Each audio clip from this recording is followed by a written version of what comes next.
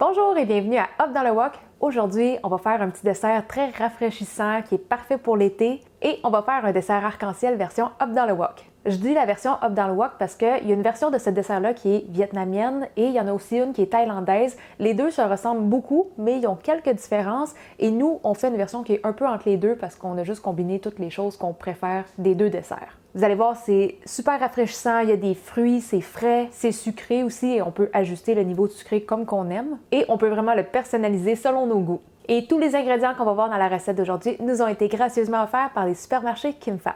On va pouvoir commencer, mais juste avant, n'oubliez pas de vous abonner à notre chaîne.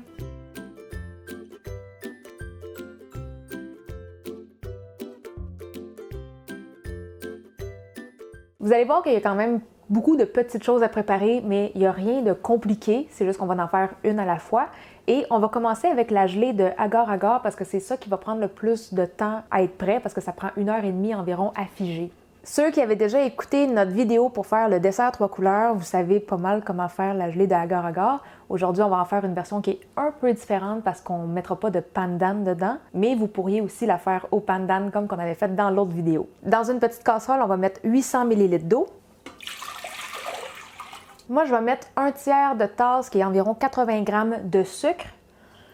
Vous pourriez en mettre plus que ça. Je vous dirais que ça, c'est un niveau de sucre qui est vraiment pas intense. C'est pas si sucré que ça. Et surtout, quand on va le mixer à tous les autres éléments du dessert, on va même pas le percevoir que c'est vraiment sucré. Mais si on met pas de sucre du tout, on va juste le sentir que ça goûte absolument rien. Donc, moi, je mets un tiers de tasse qui, selon moi, devrait être le minimum pour ce dessert-là.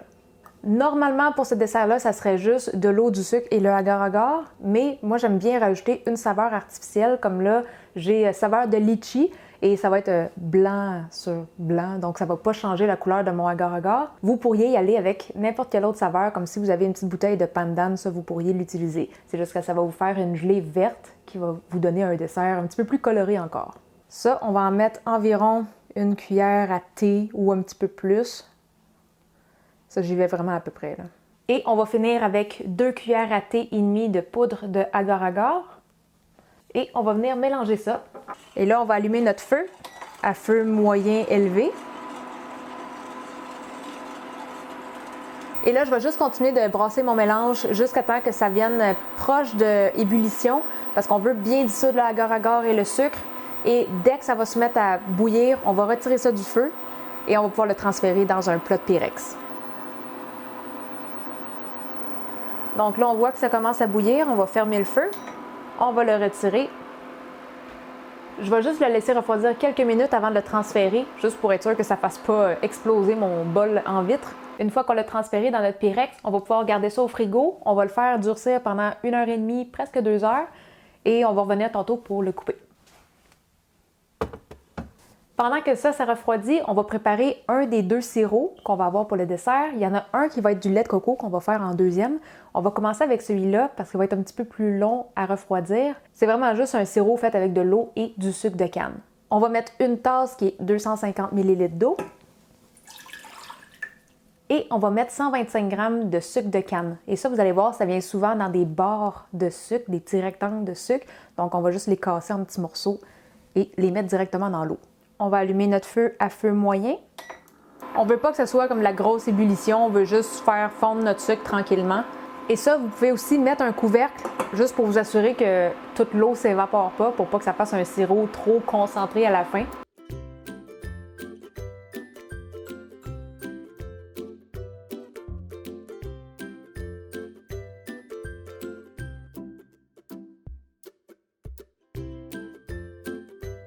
Une fois que notre sucre est tout dissous, on va mettre ça de côté. Je vais le laisser refroidir quelques minutes avant de le mettre aussi au réfrigérateur parce qu'on veut que ce soit un sirop qui soit bien froid. Et en attendant, on va faire le deuxième sirop qui va être fait à base de lait de coco. Pour ça, on va avoir besoin d'une conserve de 400 ml de lait de coco, 3 cuillères à table de sucre et un quart de cuillère à thé de sel. On va allumer ça à feu moyen doux. On va remuer. Et le but, c'est pas d'amener ça à ébullition. On veut vraiment juste réchauffer un petit peu le mélange pour que ça soit plus facile pour le sucre et le sel de se dissoudre. Donc, on va remuer jusqu'à temps qu'on ne sente plus le petit granuleux du sucre et du sel. Comme là, en ce moment, je sens plus de petits morceaux de sucre dans le fond, fait que je pense que c'est pas mal tout dissous.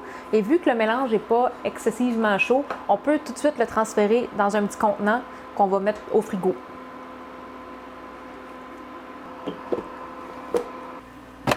La prochaine chose à préparer, ça va être nos petites graines de pomme grenade qui sont en fait des fausses graines de pomme grenade. Ça va être fait avec des châtaignes d'eau.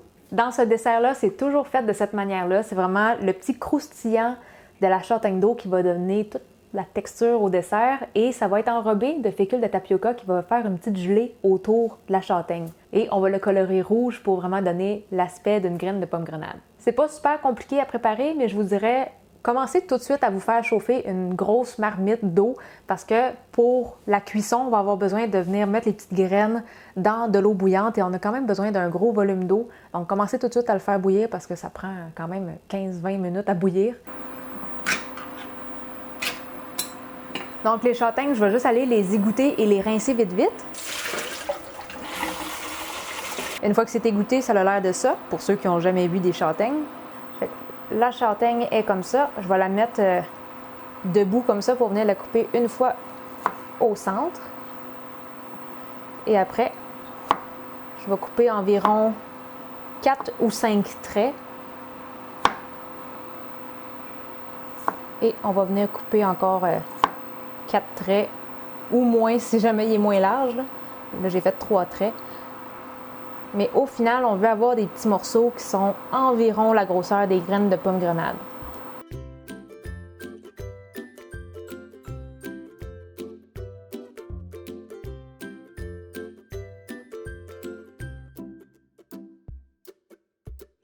Une fois qu'on a fini de couper les châtaignes, ça a l'air de ça. Et là, on va venir mettre 20 à 25 gouttes de colorant rouge pour leur donner la couleur rouge des graines de pomme grenade.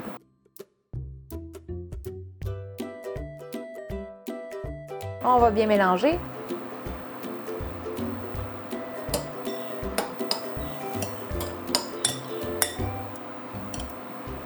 Et là, on va laisser ça 5 minutes reposer juste pour que le colorant rentre bien dans les châtaignes. Et après ça, on va pouvoir ajouter la fécule de tapioca pour venir tout enrober nos petits morceaux. Et après ça, on va passer à la cuisson. Donc là, ça fait 5 minutes et je vais mettre environ une demi-tasse de fécule de tapioca. Ça, c'est à peu près 60 grammes. C'est pas obligé d'être super précis. Et on va bien mélanger pour tout enrober chaque graine. Et ça, malheureusement, on ne peut pas prendre d'autres types de fécule. C'est vraiment de la fécule de tapioca qui va donner la bonne texture quand on va le faire bouillir.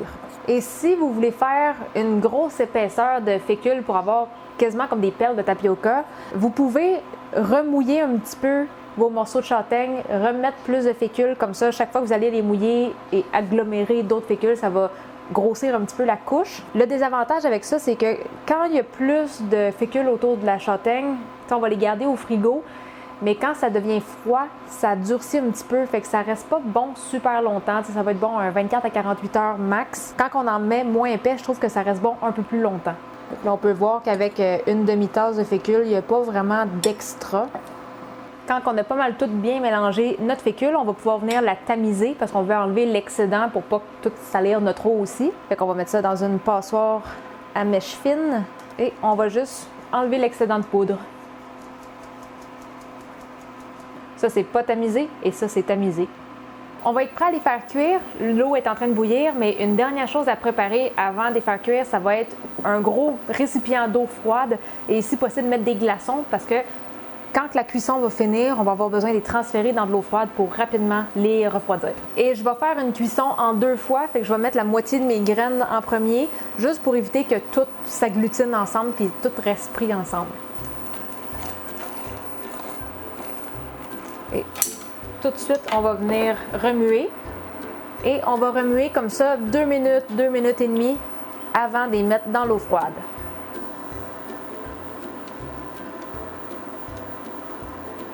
Et là, après 2 minutes, on a l'impression qu'ils ne sont pas vraiment prêts parce qu'il reste encore du blanc.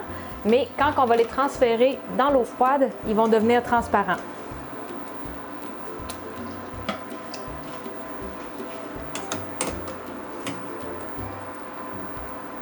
Et là, on va juste les laisser refroidir environ 1 minute, pas trop longtemps parce qu'on ne veut pas non plus que toute l'eau enlève la petite couches de tapioca. Et dans 1 minute, on va juste les refiltrer et les mettre dans un petit contenant. Et là, on va refaire exactement la même chose avec la deuxième moitié qui nous reste.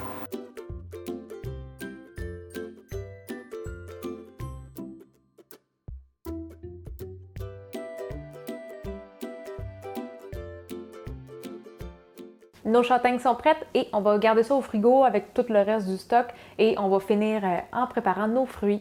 Pour les fruits, vous pouvez prendre vraiment ce que vous voulez. Nous, on va y aller avec des fruits en canne juste parce que c'était plus facile, mais vous pouvez prendre des fruits frais aussi. On a choisi les fruits du jacquier, de la chair de jeunes noix de coco.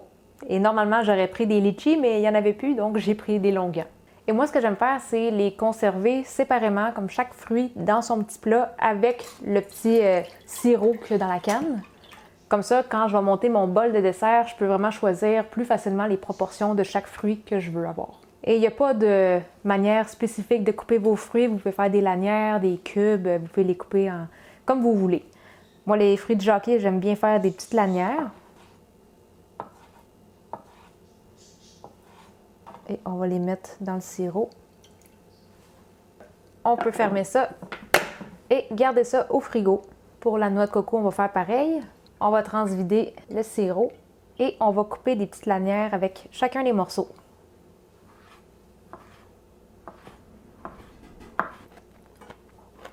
Une fois qu'on a fini de couper nos morceaux, on va aussi fermer ça et mettre ça au frigo. Et là, on va finir avec les longuants. Même principe. Ceux-là, par exemple, je vais juste les couper en demi. Vous pouvez aussi les couper en quart, mais j'aime ça les laisser en gros morceaux comme ça. Donc là, on a fini de préparer les fruits, tous les sirops, les sauces sont prêts et il reste juste une chose à finir de préparer avant d'assembler le plat et ça va être juste de couper la gelée. Donc on va attendre que ça finisse de figer complètement et d'ici ce temps-là, le dessert devrait être froid au complet. Donc on va pouvoir couper ça et assembler tout de suite après. Une fois que notre gelée est bien prise, on va venir la démouler. Et on va commencer en coupant des petites lanières. Et ensuite, avec les lanières, on va faire des plus petites languettes. Et les petites languettes, on va les mettre dans un contenant. Donc là, on est officiellement prêt à monter notre bol. Tous nos ingrédients sont préparés, sont froids. Et vous allez remarquer que les petites billes rouges, quand on les met comme ça juste dans un plat et que ça ne flotte pas dans l'eau, ils ont tendance à s'agglutiner un petit peu ensemble. C'est pas grave. Quand vous allez les décoller pour les mettre dans le bol, à force de rajouter les autres ingrédients et en rajoutant le liquide, ils vont tous se séparer. On va mettre une petite portion de ça. On va mettre aussi la gelée de agar-agar et des fruits. Ça, vous pouvez mettre la quantité de votre choix. Et là, on va juste venir séparer un petit peu les billes rouges. Avec le liquide des fruits, ça va être un petit peu plus facile à séparer. On se met une petite quantité de lait de coco.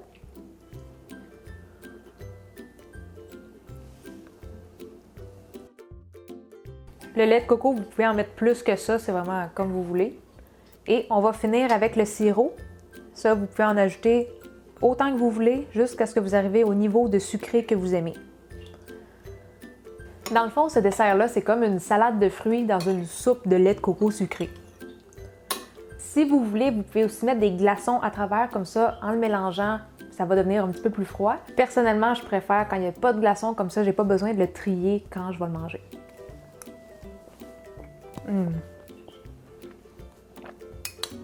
J'aime que c'est un dessert qui est super frais, c'est fruité, c'est rafraîchissant. Et ce qui est le fun, c'est de sentir aussi tout le petit croustillant des châtaignes. Il n'y a pas un goût particulier aux châtaignes, ça goûte pas grand-chose, mais ça amène une belle touche de croustillant. Les parfums des fruits tropicaux dans ça sont incroyables. Vous allez voyager garanti. Excellent! C'est déjà tout pour la recette d'aujourd'hui et si vous avez besoin de la recette écrite, ça va être disponible sur notre blog et on va vous mettre le lien juste en dessous de la vidéo.